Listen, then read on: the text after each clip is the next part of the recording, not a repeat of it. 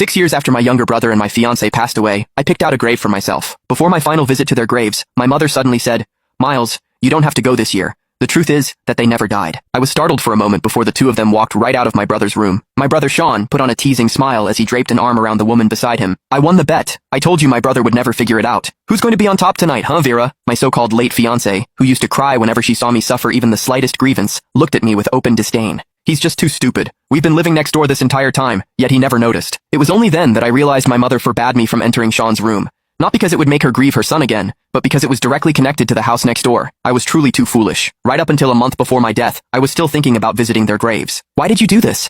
I suppressed the trembling in my body, asking Vera with red-rimmed eyes. After so many years, she was no longer gentle and sweet. Her gaze was cold and detached.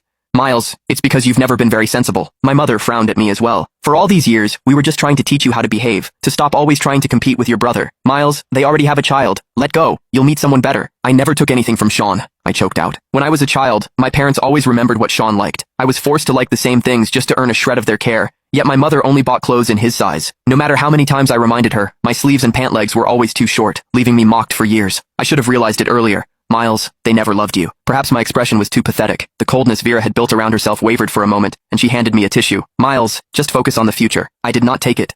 Sean put on a guilty act beside her. "Miles, I'm sorry. Vera and I haven't registered our marriage yet. I'll give her back to you." Suddenly, my mother raised her hand and slapped me. Hot pain flared across my face. I looked at her in disbelief, her voice cutting through the air. "Miles, what are you even doing?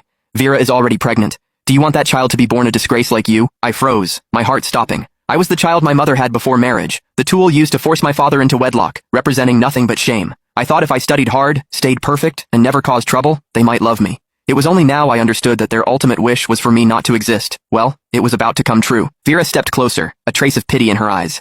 "Miles, we can still be friends. Sean and I will take good care of you." I backed away. "Don't touch me." 6 years of suffocating guilt. Every All Souls Day, I had wept at their graves, apologizing for a tragedy that never happened. Even my parents had helped them stage this performance. I looked at my mother.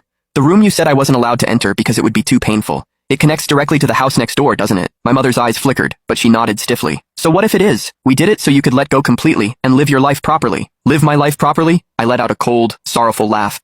"You watched me live in guilt and longing while they lived happily next door. Is that what you call doing something for me?" "Miles, watch your words." My father finally came out of the study, his brows tightly furrowed. "They were in love. They only faked their death so you wouldn't be hurt. They've already suffered enough over the years. What else do you want?" "In love? Suffered?"